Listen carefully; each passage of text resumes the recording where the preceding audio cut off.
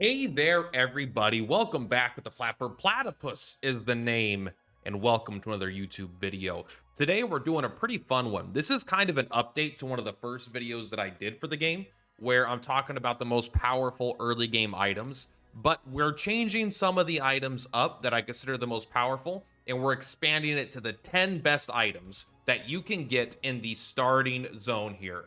All these items will be contained in this first part of the game. Besides that, I thought it would be fun. All 10 of these items, I'm actually going to list them from what I think is weakest to what I think is the strongest. So we're going to be kind of doing a bit of a tier list in a sense as we go through it, starting with number one. And then I have an 11th bonus item that is not on this list because I think it is one of the most powerful items in the game, but you can't quite get it in the first zone. It's about halfway through the second zone. So without further ado, boom! Thank you to my members and to my supporters. I really appreciate it. If you guys want to consider helping the Plat, supporting the Plat, making his dreams come true, throw a couple bucks a month towards him. And I'm going to keep the videos coming regardless, but you know, mo money never hurt no one.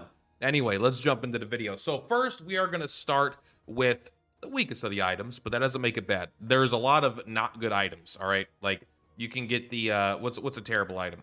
The Citadel Guards Sebastians. All right, this is terrible. But let's talk about the good ones. First one that I think is worth getting early on is the Thscepter. And so you're going to see that the items are probably going to go from a bit more niche to a bit more powerful. Also, I'm going to show you where to get each of these items as well. So there you go. You're going to be able to grab any one of these that you want. So if you come down here to the, sorry, my organization skills are low. My coffee's kicking in.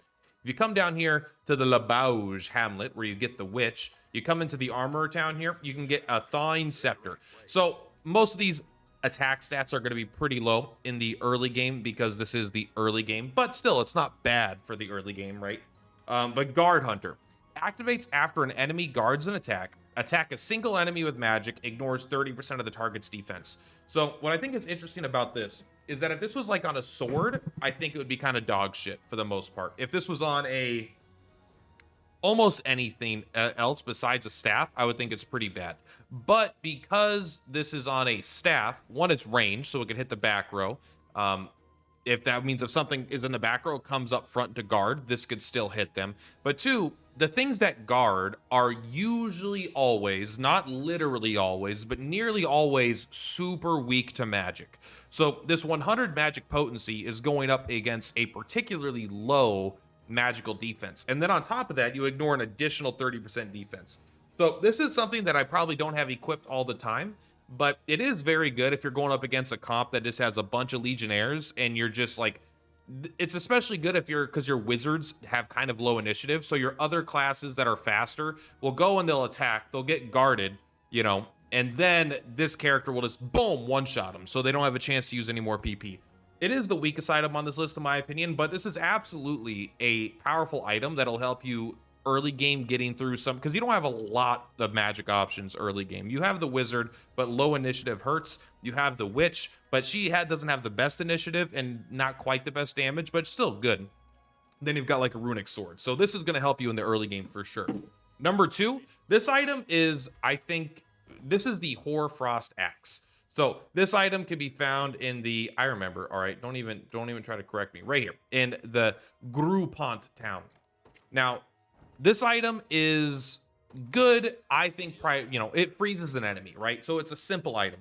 But in the early game, there is a freeze all the enemy builds, and you need, so when enemies have 2 or 3 enemies, it's very, very easy to freeze them all. But when they get up to 4 enemies, it becomes way harder to freeze the entire enemy squad, right? But this will allow you to kind of break the, I mean, you'll see, we'll talk about it more as we go on. But this will basically allow you to, in conjunction with the other items, to completely freeze an enemy. But also, if you put this on a character, you get their initiative high and you hit their most troubling character and you just don't hit them again, they're never going to get another turn, right? Freeze is a very, very powerful status effect. And this being able to do good damage and freeze is just very good in general. But I think what really makes this stand out as a potentially great early game item is if you combine it with another item on this list, it will actually allow you to full freeze enemy comps. And so even if you can't one round them, you will be able to attack them without taking any damage yourself, and then kill them over 2 or 3 attacks for bosses and stuff like that. So very good weapon. I don't remember how much it cost. All right, most of these items I have bought already, or I've gotten somewhere else. So maybe potentially the most powerful of the super early game items, but it falls off. All right, so this one is third, not because it's weak, but it's just so good in the early game, but it falls off really hard later. But in the super early game, even all the way through second area, or most of the second area here, if you get the Crimson Epée, or whatever it's called. So this weapon is very good because it has a decent physical attack, right? 14 is pretty good. You're starting to get a pretty good upgrade off your initial weapons. 3 initiative early game is relevant. A lot of the initiative numbers have a way lower variance in the early game. Late game, you'll get things with 20, 20 initiative and 40 initiative, right? So the 3 is unlikely to matter too much. But in the early game, all the stats are a little more standardized because the growth rates haven't had enough time to really make extreme differences, right? So 3 initiative is relevant. But really, this active shatter is you do decent damage, it's whatever, it's reasonable. You attack an enemy and inflict -1 AP. So this is basically just a stronger version of the Hoarfrost Axe in the early game. Almost all enemies in the early game have 1 AP. So if you have just higher initiative, which just even helps with, you just shut down an enemy in the early game, right? They just don't get to do anything, basically. They don't get to use their action. They still have their passive, but the fact that you're going to do this, if this had 50 potency, I probably wouldn't worry about it, but you're really not trading damage for this. And this will just help you. It helps you defensively while still not really sacrificing offensively. And it's very good early on because this is basically like hard CC when things only have 1 AP. Or if they have 2 AP, they get 1 attack, you take their second attack, you know? So very powerful, but it falls off faster than probably any other item on this list, where once enemies start getting 2 or 3 AP, it's just like, you're not going to be using this, honestly. All right, so another sword that I think is it's just a generically great weapon is the Sanguine Blade. You're going to come over here when you start the game, you just repair the town, take the boat back to your harbor where you started the game at. And this weapon it basically turns Lex into be usable. That's how good this sword is. This sword is very powerful. Lex is terrible. If you use this, Lex becomes usable. All right, that's insane because it has Sanguine Attack. Attack an enemy, recover HP equal to 50% of the damage dealt. This is not as good as Lean Edge most of the time. It has the potential to heal more, but this is going up against enemy defense where Lean Edge just heals 25% of your HP, regardless if you do 1 damage or 100 damage. So this could heal more, but it's usually going to heal not quite as much, but 50% of the damage dealt. And it, honestly, 16 physical attack early on is very good. I mean, it's twice of a bronze sword, right? Which is what I think, because those start at 8. And so this immediately is like a double upgrade. 8 attack is a lot in the early game.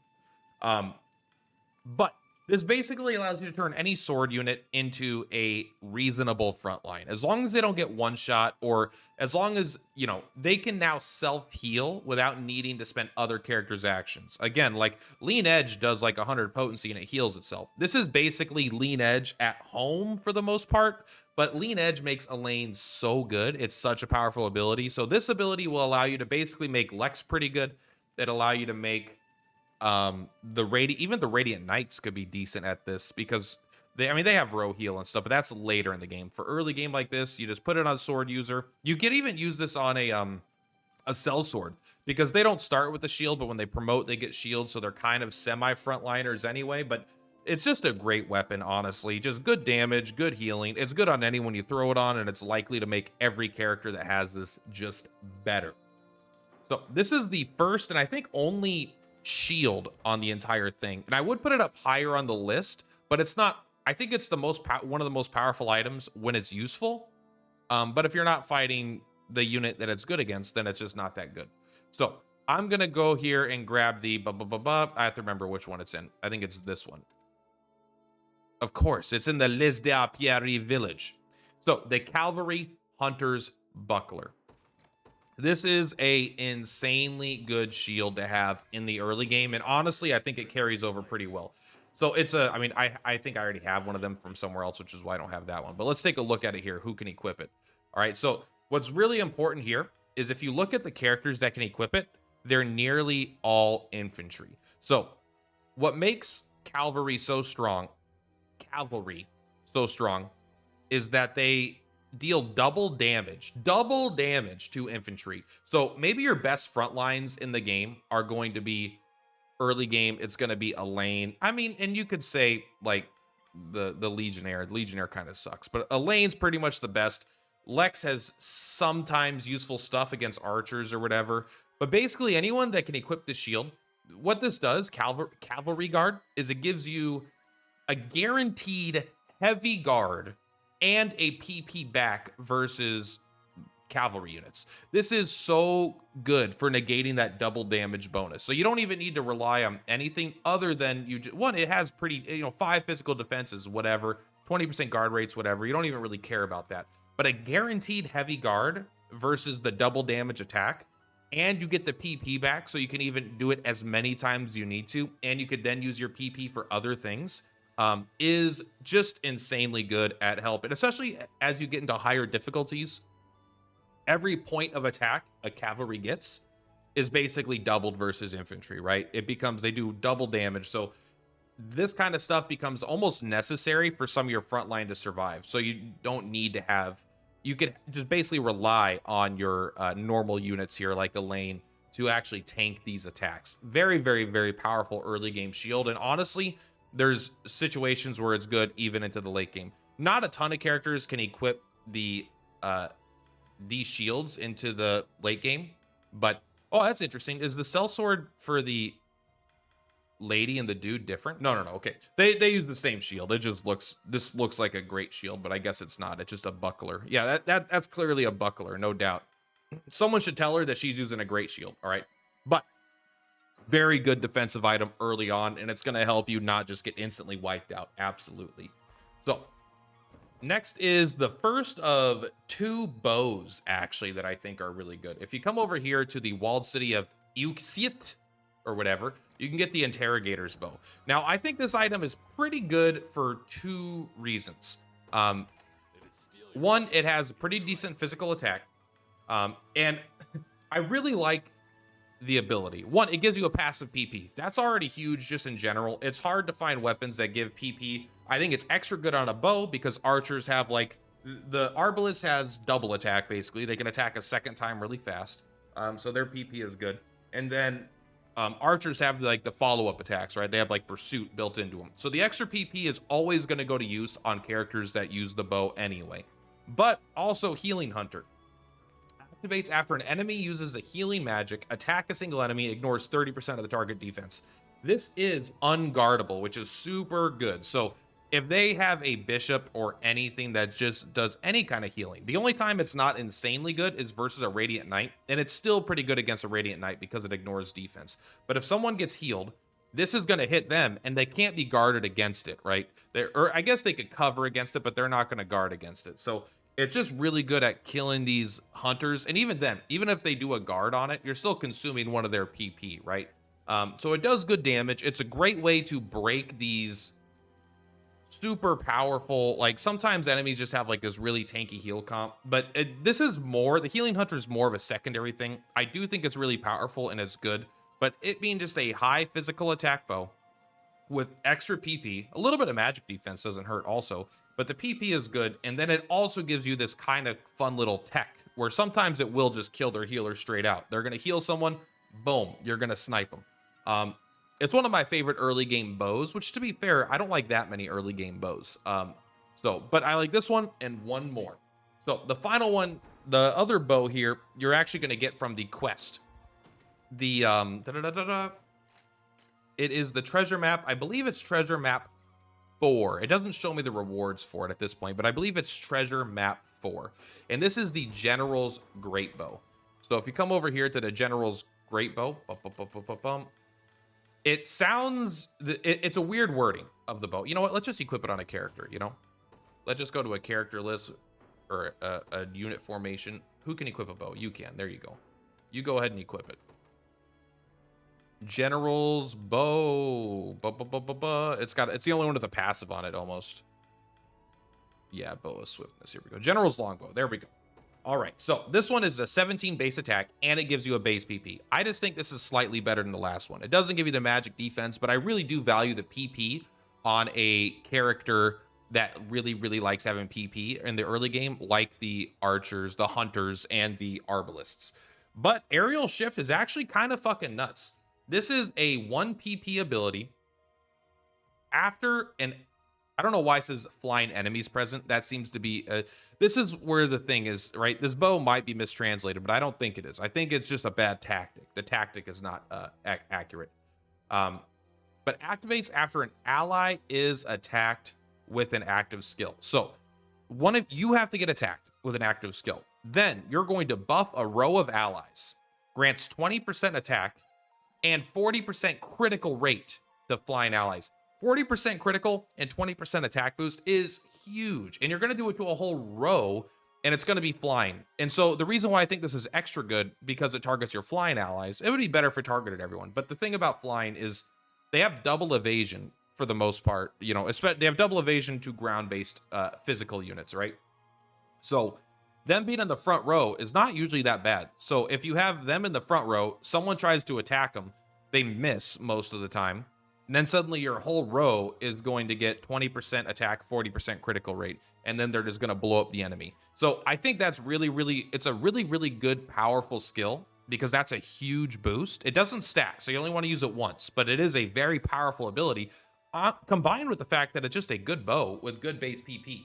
The worst thing about the bow is that the hunter's not that good, but I'm starting to come around on the hunter in the early game. I think they're not amazing in the late game. But I do think in the early game, hunters could do a really good job. And the extra PP lets you just do more damage, or it just lets you buff the entire front row. Overall, I think it's a very powerful bow, and probably the most powerful of the treasure map items in the early game. So next is the lyrical wand. You've probably heard about this one already. The walled city of Bobby bow. The lyrical wand, you come here. Once you get in, you could just buy this, and this is good because it gives you a base AP. A base AP is better than a base PP nearly always. Yes, this has a shield, but I actually think you get one of these for free. No, you could buy this. This is a great item too. All right, but it's just a great item. All right, I didn't include this one on the list. This would be an honorable mention. It could probably throw off something like the Hoarfrost Axe, if I'm being honest. I thought you get this one for free, but I think you get the Great Shield one for free. Doesn't matter. Let's continue with the video. Lyrical Wand. So it gives you a base AP, which is good already, because it allows you to do 2 actions. But even if you don't want to do 2 of your normal actions, it has to be equipped on like a healing character, is kind of a downside. But bishops and, you know, clerics and stuff, like, they're strong. Scarlet is strong. But if you don't want to do 2 of your normal actions, you could use active heal, which basically allows you to heal someone and give them an extra AP. So this allows you to kind of, in the early game, it allows you to bring one character up from 1 or 2 AP to 3 AP, which is very good, because now suddenly they could do tons of attacks. Or even in the late game, this allows a character to break the 4 AP limit, because if they have 4 AP and then they use 2 of it, you could still give them an extra AP. So you could use this to push a character beyond the normal AP limit, which is very good. So it's an item that's good early, it's good late. It's just it's hard to describe why it's good outside of, like, yeah, extra AP is good. This lets her be an AP battery. If you give this character, you know, let's say you make him a bishop, you have this, you have a default 3 AP, you give them a pendant that gives them 4 AP, and now you can not only heal another character twice, you could heal another character twice and give them 2 AP. So you converting all of this healing into damage in a sense. It's just a great, powerful ability. I feel like everyone's known about it and heard about it and used it, but it's one of the most powerful items, especially in the early game. Very, very good. And you should probably pick this up pretty early, as soon as you get a character that can actually equip it, because it's just gonna kick ass. All right, the next one here is the King's Blade Cornic, which is obtainable immediately after completing the first mission of the game. Before you even, they'll say, go talk to Miriam. Like, that's like after the initial tutorial, and that means go over to basically where the Scarlet Zone is, to save Scarlet. The second you get there, you can go around and you can complete this quest, the Carved of Cornea Stone quest, and get the King's Blade Cornics. This ability, this sword is fucking insane. In the early game, in the late game, there are comparable equal weapons of different types. But in the early game, there is nothing as good as this thing, man. It's absolutely busted in the early game. And I already have a video on how to do it. I'll try to do a card or something to link you to that video. I'm not going to go through the whole process here. But basically, you get this quest. You're going to come over here on the map, right to the right of this town. Boom, right here. There's like a building here. You grab some Faded Journals. You recruit the witch. And then you're going to go around to the different statues in order around here. And then once you get to the fourth one, you will get the sword. And now what does the sword actually do? I mean, it's insane. It's good against everything. I'm going to have the upgraded version probably in this version of the game at this point, enhanced. So it has, the only thing difference here between this and the base version that you're going to get is it has 20 physical attack instead of 25. 20 physical attack and all stats +5. That is so much. So it has a base 25 effective attack at the early stage of the game, way higher than anything else you're getting, combined with 5 physical defense, 5 magic defense, you know, even 5 guard rate, 5 evasion, 5 initiative. 5 initiative is a lot. This is a insane early game weapon, and you should be picking this up immediately. It's free, man. It's free. In fact, the next item is free too. You should pick these 2 items up ASAP. So what could possibly be better than one of the best end game swords in the entire game that you get in the very first section of the game before you even do the first story mission? I might be biased, but the sword is probably the most powerful individual weapon that you can get in the early game. But it's only on one character, and I don't feel like I don't feel like it's always going to be the single best thing you could do. But if you come down here, in my opinion, to the La Bauge Hamlet, all right, some of you might already know, all right, you come over here to this building right here behind it. There's no indicator here. You just come over here and examine it. You will get an item for free. And that item is none other than one of my favorite items in the game. Let's take a look if I have a comp that has it on right here. Let's just, I think we can do it here with this character. It doesn't matter. So we're going to come here, go to my favorites. You are going to get the Frostbrand Tome. This item is so good in the early game, in the mid game, and the late game. I mean, I used it to beat the entire game with. I always had it on my most powerful squad. What does the item do? It gives you 2 magic attack. That is not irrelevant, but it is not what you're here for. It's kind of nice because the Ice Conferral does damage based on your magic attack. I'm going to usually use this on a witch or a wizard. It could be used on, oh, let's go back here. It could be used on Warlock, Sorceress, the Elven Augur, the Priestess, the Fencer, and then a Dark Marquis, which is not relevant for the early game. But for 2 PP, so the only bad thing about this item is it doesn't give you your own PP. So you have to get an item that gives you PP, which right when you get it in the early game actually may not be possible. You have to get your first Lapis pendant or something in order to make this possible. But then once you get it, this is probably like one of the key items to the strongest early game builds. Activates before an ally's physical attack active. Add magic damage and freeze an ally's next attack with 50 potency. So what this does for 2 PP, it allows you to increase the damage of your character's next attack, and it applies freeze. Now, if you're doing something like Lean Edge, this item is like whatever. It makes it a Hoarfrost Axe that does even more damage, which is cool, but this can be combined with so many abilities to completely fuck up and freeze the enemy team. Starting with, also, if you can, I've done videos on it. I've done many videos on it. But the best early game characters, like early on, you're going to get, if you go into the elf zone, you're going to get the elf sister. All right. Probably the most powerful character in the game. Where's she at? Order joined. Who cares about order joined? We're sorted by class. Let's go to the Elven Augur here. You're going to get the Elven Augur pretty early here. Oh, I think they're down here with the uniques. There we go. So she gets an attack elemental roar later in the game. This isn't going to be super early, but attacks all enemies.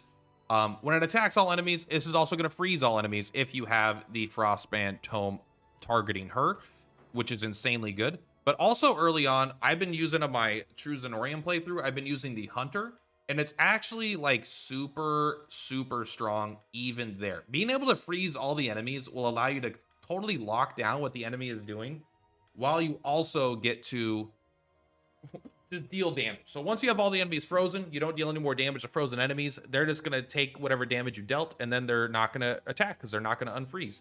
So really early on, the hunter at level 10 gets dual shot, attack 2 enemies.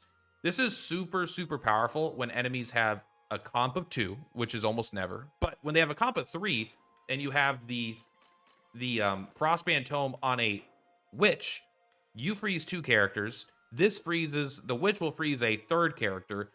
So already if they have 3 characters, they're all frozen. But if they have 4 characters, which is going to be for a large majority of the game, that's when you equip something like the Hoarfrost Axe, and suddenly you're just freezing the whole enemy team. And all you need is 3 characters. You just need a sniper, a witch, and anyone that could use an axe. Now, the 4th slot that you're going to unlock could be used for pretty much anything. I usually use it for like something that increases my initiative, either, you know, a shaman with like Cursed Swamp, or you know, passive steel lowers their initiative too. There's lots of ways to affect initiative, but basically you want to go first. If you don't go first, it doesn't matter. But this item is so good in the early game. It's super powerful. It's like you basically stop enemies from attacking you. And as you get to the late game, it becomes equally as powerful because you start getting attacks that just, you can go before the enemy, you can attack them all, and then you can freeze the entire enemy squad. And then when you get really late, you can also start combining it with things like the ability to, you know, like attack like this. Lightning Blade stuns. If you stun and freeze them, that means even if you break the freeze, they're still going to come out of the freeze stunned because their stun never gets resolved while they're frozen. So, I mean, this item just could be used in so many builds. It's just fucking insane. But it really, really scales when you attack multiple enemies with a single attack with this. It's even okay if you're just using it to attack a single target, like if you got no other options. But in the late game, when you start even in the early game, when you start attacking multiple targets and you freeze multiple targets, it's insane. When you freeze all the enemies, it's insane. When you combine freezing enemies with stunning enemies, it's insane. There's almost no situation I've ever been in where I'm like, oh man, the Frostbrand Tome is not very good, until they become immune to frozen. Then that's obviously, this is not the item for those fights. Also, this will help you cheese the Colosseum, the entire Colosseum. You could beat with probably just either a thief or a thief and a witch. You know, maybe you got to mix it up a little bit, but a thief and a witch with Ice Conferral will get you there, because this will let you freeze a whole row of enemies combined with the thief, combined with the witch able to freeze one. So you could freeze 4 characters before they ever get a turn. It's fucking busted. It's insanely powerful. And I actually do think it's more powerful than the super sword. But I promised an honorable mention. What is the honorable mention here? So it is not in the first zone, but maybe one of the most powerful items in the game will be in Drakkenhold. And now I know what you're thinking. He must be talking about the Dragoon's War Spear. I'm not talking about it. I do think it's good. Maybe he's talking about the Dancer's Delight or the Dirty Gambler's Coin. These really, really powerful items. I do think they're good, but I don't want to break my rules for like the first zone for that. But what I do think is actually just fucking insane. You come down to the Colosseum and you go to the armorer, buy the Dustbound Staff. Just do yourself a favor. Buy the Dustbound Staff and just use it. Inflicts blindness on all enemies. Blindness is like even better than stun a lot of the times, because it's even better than stun. If you stun an entire row of enemies, they all skip their turn. If you blind an entire group of enemies, they don't skip their turn. They're guaranteed to miss, even through True Strike. They miss through True Strike, and they end up wasting their AP as well. So it's just, they use the AP, they get nothing out of it, they miss. Their turn still comes up, so they could still be poisoned, they could still be burned and take those damages. This will basically, this is an AoE, allow you to do anything you want, because the first turn of the round, the first round doesn't matter because they're going to miss all their attacks, and you can kind of set up. Insanely, insanely, insanely powerful. It takes 3 AP. That's fine. Who cares? That takes 3 AP. All you have to do is get to 3 AP, and this is insane. So I do recommend you pick up this item. I think it's one of the most powerful items in the game. Honestly, I think it's one of the most powerful items in the game if they're not immune to blind. And then pick that up. Go there, pick it up, enjoy yourself. But that is my 10 items with 1 bonus item list. Again, all of the first 10 items can be acquired in this zone. I kind of went through how to get every single one, where you buy them, or how you acquire them if they're not bought. And yeah, that's it for today, guys. Let me know if there's any items you think I overlooked or aren't worth it, or I overhyped or underhyped. I was originally going to do like 6 or 7, and then I was like, you know what? I kind of want to put this one on there. I kind of want to put this one on there, and I ended up having to do a full 10 with a bonus one. Anyway, much love for Platypus is for Purplatypus. I'll see you on the flip flops. Bye.